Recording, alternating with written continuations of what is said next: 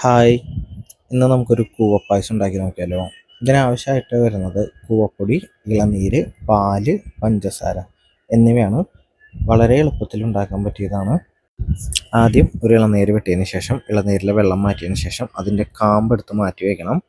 കാമ്പ് നമുക്ക് 2 സെക്ഷനായിട്ടാണ് ആവശ്യം വരുന്നത്. ഞാനിവിടെ 2 ഇളനീരാണ് ഉപയോഗിച്ചിട്ടുള്ളത്. ഒന്ന് ചെറിയ കഷ്ണങ്ങളായിട്ട് പായസത്തിലിടാൻ വേണ്ടിയിട്ട്, പായസം ഉണ്ടാക്കിയതിന് ശേഷം ഇടാൻ വേണ്ടിയിട്ടായിട്ട്, അതിനാണ് ഈ കഷ്ണങ്ങളായിട്ട് അരിഞ്ഞെടുക്കുന്നത്.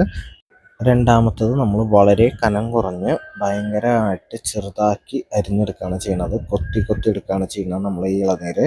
കാരണം നമ്മളത് പായസത്തിൻ്റെ ഉള്ളിലേക്ക് ഇടാൻ വേണ്ടിയിട്ടാണ്. അതിനാലാണ് ഇങ്ങനെ അരിഞ്ഞെടുക്കുന്നത്.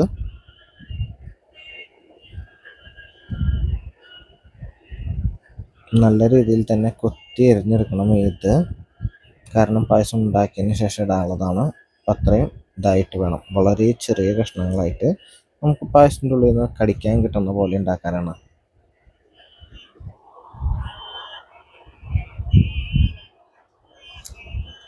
അതിനുശേഷം ഒരു ഉരുളി വെച്ച് അതിലേക്ക് പാലൊഴിക്കുക. 2 പാക്കറ്റ് പാലാണ് നമ്മൾ ഉപയോഗിക്കുന്നത്.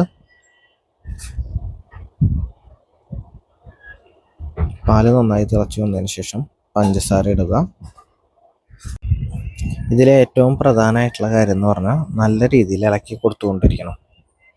എന്ന് വെച്ചാൽ പഞ്ചസാര ഇട്ടതിന് ശേഷം പഞ്ചസാര അലിയുന്നത് വരെ ഇളക്കി ചേർത്തതിന് ശേഷമാണ് നമ്മൾ കൂവപ്പൊടി ചേർക്കുക. ഈ വീഡിയോയിൽ കാണുന്ന പോലെ നല്ല രീതിയിൽ വേണം ഇളക്കി കൊടുക്കാനായിട്ട്. 2 ലിറ്റർ പാലെന്നുള്ളത് 1 ലിറ്റർ ആവണ ലെവലിൽ വേണം നമ്മളത് മൊത്തത്തിൽ ഉണ്ടാക്കിയെടുക്കാൻ. വീഡിയോ കാണുമ്പോൾ നിങ്ങൾക്ക് ഏകദേശം മനസ്സിലാവും. ഇപ്പം നമുക്ക് പാല് തിളച്ചതിന് ശേഷം പഞ്ചസാര ഇട്ട് കൊടുത്തിരിക്കുന്നു. അതിലേക്ക് നമ്മൾ നന്നായി ഇളക്കി കൊടുക്കണം. പഞ്ചസാര അലിഞ്ഞ് വരുന്ന വരെ നമ്മൾ ഇളക്കി കൊടുക്കേണ്ടതാണ്.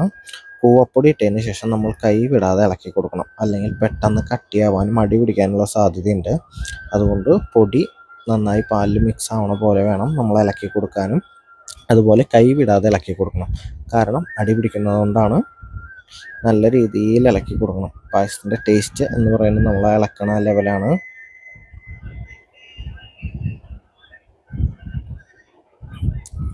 നന്നായി ഇളക്കിയതിന് ശേഷം ഒന്ന് കട്ടിയാവുമ്പോൾ അതിലേക്ക് നമ്മൾ ഇളനീര് അരിഞ്ഞ് വെച്ചതും ചേർക്കണം. എന്നിട്ട് വീണ്ടും നല്ല രീതിയിൽ ഇളക്കി കൊടുക്കുകയാണ് ചെയ്യുന്നത്. ഇളക്കി കൊടുക്കുക എന്ന് പറയുമ്പോൾ ഒരു കട്ടിയാവുന്നത് വരെ ആ ലെവലിൽ ഞാനിവിടെ കാണിക്കുന്നുണ്ട്. ആ ലെവലാവുമ്പോൾ നമുക്ക് ഓഫാക്കി ഇറക്കാവുന്നതാണ്. അതുവരെ നമ്മൾ കൈ വിടാതെ തന്നെ ഇളക്കി കൊടുത്തുകൊണ്ടേയിരിക്കണം. അല്ലെങ്കിൽ കൂവപ്പൊടി പെട്ടെന്ന് കട്ടിയാവാനുള്ളൊരു സാധ്യതയുണ്ട്. അതുകൊണ്ടാണ് കൈ വിടാതെ ഇളക്കി കൊടുക്കാൻ പറയുന്നത്.